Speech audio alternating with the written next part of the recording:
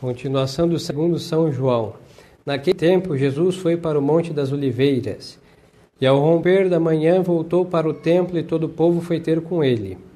E ele se encontrava entre os escribas e os fariseus, trouxeram-lhe uma mulher apanhada em adultério, puseram-na no meio e disseram-lhe: Mestre, esta mulher foi agora mesmo apanhada em adultério. Ora, Moisés na lei mandou-nos apedrejar tais pessoas. Que dizes, pois? E disseram isto para tentarem, a fim de o poderem acusar. Porém, Jesus, inclinando-se, pôs-se a escrever com o dedo na terra. Continuando, porém, eles a interrogá-lo, levantou-se e disse-lhes: O que de vós está sem pecado, seja o primeiro que lhes atire a pedra. E, tornando a inclinar-se, escrevia na terra. Mas eles, ouvindo isto, foram-se retirando-se um após outro, começando pelos mais velhos. E ficou só Jesus e a mulher que estava no meio. Então Jesus, levantando-se, disse-lhe: Mulher, onde estão os que te acusavam? Ninguém te condenou? Ela respondeu: Ninguém, Senhor. Então disse Jesus: Nem eu te condenarei. Vai e não peques mais. Em nome do Pai, e do Filho, e do Espírito Santo. Amém. Louvado seja nosso Senhor Jesus Cristo. Para sempre seja louvado. Podem sentar. Queridos fiéis, este é o sábado da terceira semana da Quaresma, e nós acabamos de ouvir a leitura do profeta Daniel, uma leitura muito extensa, porque nós estamos já amanhã é o quarto domingo, e depois o seguinte é o primeiro domingo da Paixão, e aí começa já na segunda semana da Paixão, domingo de Ramos, e a semana maior, a Semana Santa. Então a igreja aproveita esse tempo para instruir-nos, por isso as leituras vão aumentando. E também nos penitencia, porque ou vão ficar mais de joelho, ou vão ficar mais sentado ouvindo. Na leitura que nós ouvíamos, era do profeta Daniel e conta a história da casta Susana. Não vou traduzir, mas está no livro do profeta Daniel, no capítulo 13, e nós lemos os versículos do 1 ao 9, do 15 ao 17, do 19 ao 30 e do 33 ao 62, onde relata, vamos resumir a história, de uma jovem casada com um homem chamado Joaquim. E este homem era rico e tinha então um grande pomar, em realidade era um jardim imenso, onde esta senhora, que era uma mulher muito virtuosa, ela ia passear com as suas serventes e aproveitava, dentro desse jardim tinha um banheiro, onde ela despedia suas serviçais, lá, suas empregadas, ia tomar o seu banho sozinha e depois chamar suas empregadas e ir embora. Sempre as mulheres, por questão do pudor, obviamente. Mas vemos aí esta modéstia, em realidade esse pudor tão grande dela, que até ela despedia suas empregadas para poder tomar seu banho sozinha, com todo o respeito que ela andava na presença de Deus. O que aconteceu? Em Israel tinham 2 homens, juízes, velhos, diz a Sagrada Escritura, isso não é um detalhe, eram velhos e juízes. E eles olharam para a casta Susana, que era uma mulher, ademais de santa, tinha uma beleza física fora do comum, e eles, diz a Sagrada Escritura, arderam em concupiscência, ou seja, ficaram doidos por ela, pela sua beleza, os 2. Aí vemos a depravação desses 2 senhores. O que eles fizeram? Eles iam no jardim, vendo que ela ia todos os dias lá passear e tomar o seu banho. E então eles aproveitaram para espiá-la. E assim eles perceberam que tinha um momento em que ela despedia as suas escravas, suas senhoras, e tomava seu banho sozinha. Eles entraram naquele momento e foram bem malignos mesmo e fizeram o seguinte: nós estamos ardendo em concupiscência por você. Mas se você gritar, porque a lei dizia, a lei de Moisés, que se uma mulher fosse abordada por um estupro, alguma coisa, ela tinha que gritar. Se ela não gritasse, ela tinha dado consentimento, e aí quem morria? O estuprador e a pessoa que foi violada. Então o modo de gritar era o modo de mostrar que ela estava sendo abusada, e aí então iam fazer justiça, vendo que quem grita porque quer socorro, quem quer socorro não consciente naquele ato maligno, então os juízes foram espertos, conhecendo a lei, e falaram: se você gritar, nós vamos dizer que tinha um jovem aqui dentro, e você gritou porque nós te pegamos no flagra. Tudo mentira, obviamente, e você será condenado à morte. E esta alma, prestem atenção, porque isso daqui é algo já quase extinto da face da terra. Ela disse o quê? Antes cair nas mãos dos senhores do que pecar na presença do meu Deus. Porque estes homens falaram assim: peca conosco, e aí tudo está resolvido. Mas se você gritar, nós, juízes, vamos denunciar que você estava com um jovem aqui dentro. E o que ela preferiu? Ela ia morrer. Essa é a sentença de morte, porque entre acreditar num juiz e acreditar numa jovem, quem acredita numa jovem? Ninguém. Então, Bela, supostamente, se estes velhos estavam ardendo com concupiscência por ela, imaginemos os jovens, porque era uma mulher muito bonita mesmo. Então ela falou assim: antes cair nas suas mãos do que pecar na presença do meu Deus. E os velhos salientes fizeram exatamente o que eles tinham dito. Partiram dizendo que ela estava aprontando aí um pecado com um jovem, aí seria um adultério, e aí ela estava condenada pela lei de Deus a ser apedrejada. Tudo muito bem, segundo a iniquidade viciosa desses dois velhos salientes. Mas tudo péssimo aos olhos de Deus. E aquela mulher santa, limpa, super púdica, vimos que ela despedia até as mulheres para ela tomar um banho sozinha, com respeito, quanto mais se andar com um jovem, absurdo. O que ela fez? Estava condenada à morte, não tinha mais o que fazer, diríamos nós, e vai morrer um justo a mais, como isso acontece desde Abel até a consumação dos séculos. Não.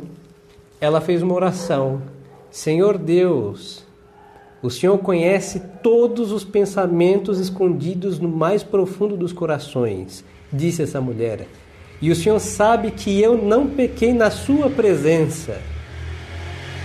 Aí o que aconteceu? Deus ouve a oração dessa mulher e vai e envia o seu Espírito Santo sobre Daniel, que era um jovem. Vemos a depravação dos velhos, o justo ser condenado como injusto e depravado, o caso da alma de Susana, e Deus suscitar o espírito de profecia num jovem. E aí este jovem grita: eu sou inocente do sangue não sou culpado do sangue dessa inocente. Aí os velhos dizem: o que você está dizendo, moleque? Aí esse jovem chama os dois velhos depravados e vai fazer um seguinte interrogatório: quando o senhor pegou Susana aprontando com esse suposto jovem, estava debaixo de que árvore? Vamos dizer que o primeiro tinha dito: debaixo de um carvalho. E Daniel diz: pois então, que o anjo do Senhor Deus te sentencie na sua mentira, depravado. Aí chamou outro e disse: de qual árvore ela estava pecando com este jovem? E outro disse: vamos dar um exemplo, um pinheiro, ou um jequitibá, a árvore que os senhores quiserem. Aí disse: pois que o anjo de Deus te sentencie, velho mentiroso e depravado. E o que aconteceu? Por este interrogatório de um jovem que temia Deus, a alma de Susana não pereceu nas mãos de dois depravados velhos salientes. E aí eles sim foram mortos, porque é um pecadaço, e sempre foi e será, tanta depravação como condenar um justo, um inocente à morte. Este é o mandamento que diz: não matarás. Não matarás o inocente. E o não levantará falso testemunho, também é o mandamento de Deus, e eles pecaram contra 3, em realidade, não pecaram contra a castidade. Então foram mortos, e a casta Susana foi livre da mão destes dois velhos depravados. No Evangelho, nós temos o contrário. Nós temos uma mulher que verdadeiramente foi pega em aprontando, em adultério, uma mulher casada, que os fariseus justamente pegaram ela com um marido que não era o seu marido.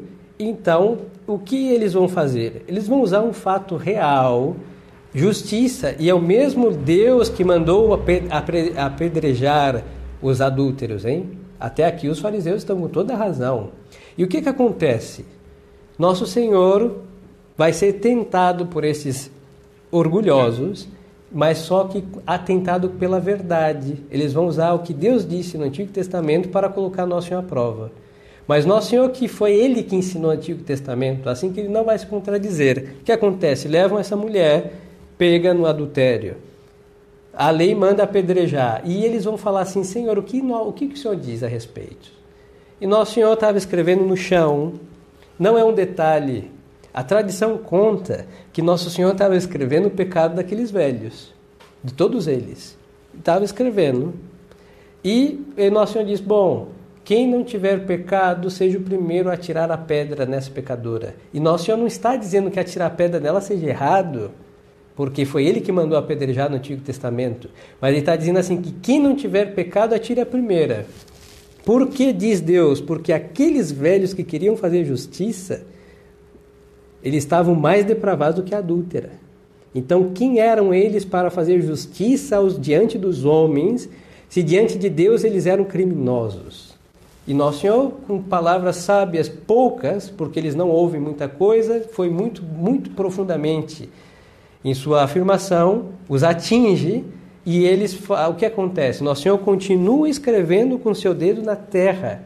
E repito, a tradição conta que Nosso Senhor estava escrevendo os pecados deles. Seguramente eles ouviram, é o que o Evangelho diz, e foram ver que Nosso Senhor não estava desenhando, ele estava escrevendo, e leram ali todos os seus...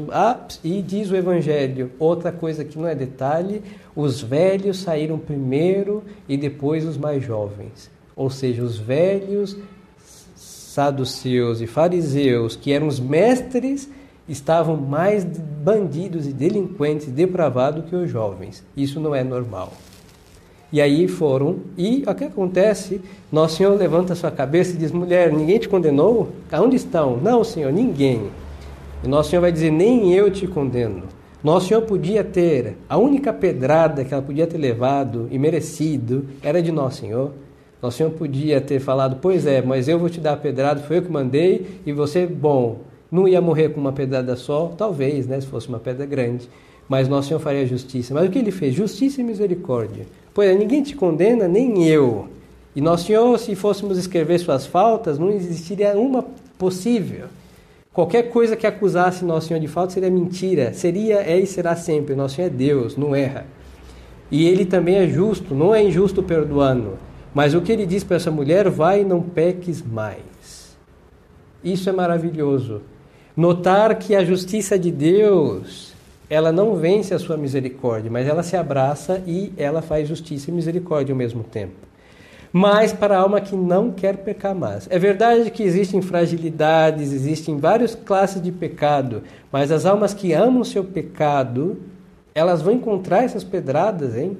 Não de Deus, mas de si próprio. Porque o pecador busca o quê? Cavar sua própria sepultura, ou aqui ou no inferno. Mas Deus, Nosso Senhor, sempre vai intervir com as almas que o buscam. É a casta Susana, que mesmo condenada aos olhos dos homens, hein, não tinha saída. Impossível essa mulher sair viva das mãos desses depravados, mas saiu.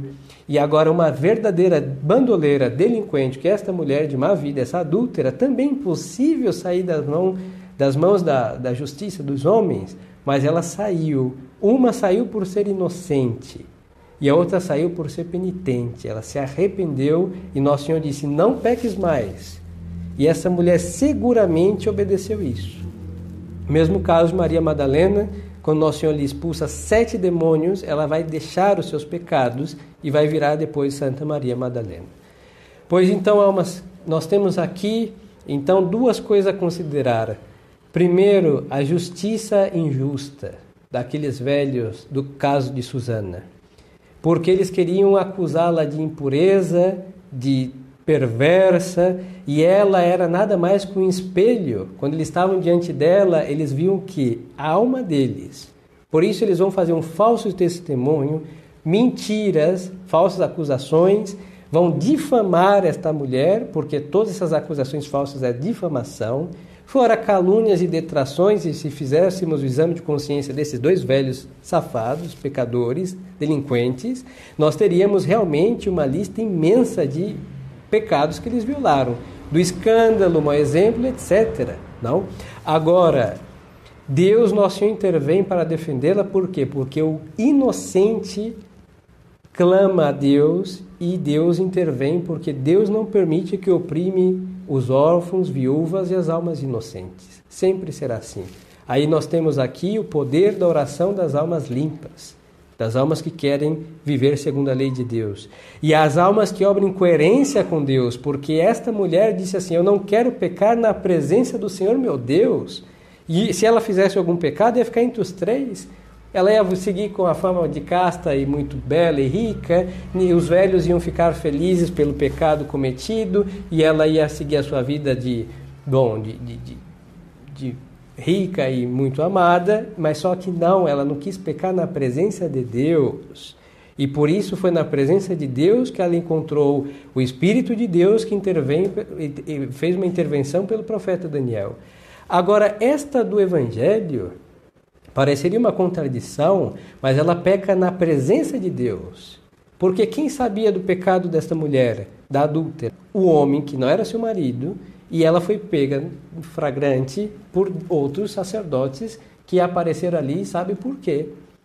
E ela sim merece ser apedrejada, mas por que ela também obtém o perdão de Deus? Porque ela se arrepende de ter feito o que ela fez na presença de Deus, e vai ser o próprio Deus que vai falar: bom, ninguém te condenou, eu não te condeno, vai, não peques mais. Ela não vai pecar mais.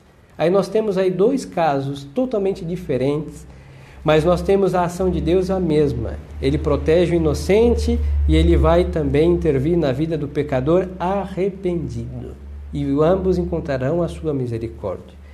Agora, do caso dos velhos, tanto no Antigo Testamento, do caso da Susana, tanto no Novo Testamento, no caso dos fariseus e saduceus, eles não encontraram a misericórdia de Deus. Por quê? Porque o orgulho, não que Deus não queira atingir os seus corações, mas o orgulho faz com que as almas fiquem surdas à voz de Deus que diz: não peque mais. Se Nosso Senhor dissesse isso para um sacerdote, um fariseu, um saduceu, ele ia dizer: mas Senhor, sabe de uma coisa? Eu sou o mestre da lei, eu sei o que eu faço. Então, por favor, se Daniel aparecesse para os fariseus e saduceus do Novo Testamento, já do passagem do Evangelho que nós ouvimos, que eles iam dizer: você é um moleque, fica quieto. Nós somos os sacerdotes, sabemos o que estamos dizendo. E aí o Espírito de Deus, pela boca do profeta Daniel, não ia ser ouvido. E nós vemos então, já no caso dos velhos do Novo Testamento, no caso daí do Evangelho que ouvimos, o orgulho que os fecha à graça de Deus. Aí são aquelas almas que chegaram a um estado tão grande de pecado que elas acham que um dia Deus vai entendê-las, e elas levam a vida como se tudo tivesse muito bem e muito agradável a Deus, mesmo que a sua consciência lhes acusando, porque eles não querem, essas almas, muitas vezes nós não queremos ouvir aquelas palavras de Nosso Senhor: vai e não peques mais. E isso daqui é o grande problema, porque quando não queremos ouvir isso, nós não queremos nos converter e vamos levando nossa vida no caminho da condenação. Então, independente de velhos, de rugas ou idade, tem jovens que têm alma velha nesse sentido. Soberba, orgulhosa, que não quer enxergar a sua realidade. E elas vão, se não abrirem seus ouvidos, na sua soberba encontrarão sua ruína. Agora, tem almas velhas de idade, mas só que sempre mantêm a sua juventude, no qual, prontas a ouvir o que o Deus, nosso Pai e Senhor, diz, e elas obedecem. Então, o que vai fazer ser jovem ou ser velho é obedecer a Deus ou resistir a Deus. E ambas coisas fazer com prontidão, por ser um filho de Deus, como um bom filho obedece ao pai, ou por uma arrogância de alma, que será o velho independente, que acha que é o seu Senhor e seu fim, e encontrará, seja com 10 ou 15 ou 20 ou 30 anos, mas com uma alma envelhecida no pecado, encontrará a sua ruína. Então, diante destas duas almas, a inocente e a pecadora, façamos nosso exame de consciência. O que Deus, nosso Senhor, faria por nós? Se nós temos as disposições de inocência de Susana, Deus interveria, sempre. Agora, se nós somos a alma pecadora adúltera do episódio do Evangelho, se nós, de fato, fôssemos pegos no nosso pecado e sentenciados pela lei de Deus, quem interviria por nós? A única coisa a intervir por nós é o nosso arrependimento. Será que estaríamos arrependidos? Esta é a pergunta, e se sim, então vamos até Deus Nosso Senhor, vamos até o confessionário onde Ele está e vai dizer, eu te perdoo dos seus pecados, mas não peques mais, vá em paz. Então, para ouvir isso de Nosso Senhor, façamos nosso exame de consciência. Esta quaresma é tempo de confessar de verdade nossos pecados, recomenda a confissão geral, é tempo de um propósito real, de sair de certas ocasiões, de certos hábitos pecaminosos, vícios, e é tempo, sim, de obter a misericórdia de Deus pela nossa penitência, propósito, destruir aquilo que tem sido ruína para nossas almas e encontrar a misericórdia de Deus como aquela adúltera. Porque, em realidade, e com isso concluo, todo pecador é adúltero. Adúltero no sentido que a nossa alma tem um desponsório com Deus, hein? É como uma esposa feita para o seu esposo. E toda vez que a nossa alma serve ou se une a alguém que não é nosso Deus, ela é perdão pela palavra, mas essa é uma prostituta. É a prostituição da alma com qualquer coisa que não é Deus. Por exemplo, quando nós não andamos na verdade, nós nos prostituímos com a mentira. Quando nós não andamos com Deus e servimos qualquer estupidez de falsos deuses, se prostitui com o quê? Com a idolatria. Se não anda na luz da verdade de Deus, se prostitui com o quê? Com as trevas do erro. Então sempre é assim. Então, seja qual for o caso desse romance diabólico que estamos fazendo com as nossas iniquidades, vamos até os pés do nosso Senhor, em vez de receber uma pedrada merecida, vamos receber sua mão que vai dizer, eu te absolvo dos teus pecados, e vai e não peques mais. E essa ordem de Nosso Senhor nos concede a graça de fato, sairmos do confessionário e não pecarmos mais. E Ele dá essa graça às almas que realmente procuram sair destas uniões ilícitas de prostituição com o pecado, com a iniquidade. Louvado seja nosso Senhor Jesus Cristo. Em nome do Pai, e do Filho, e do Espírito Santo. Amém.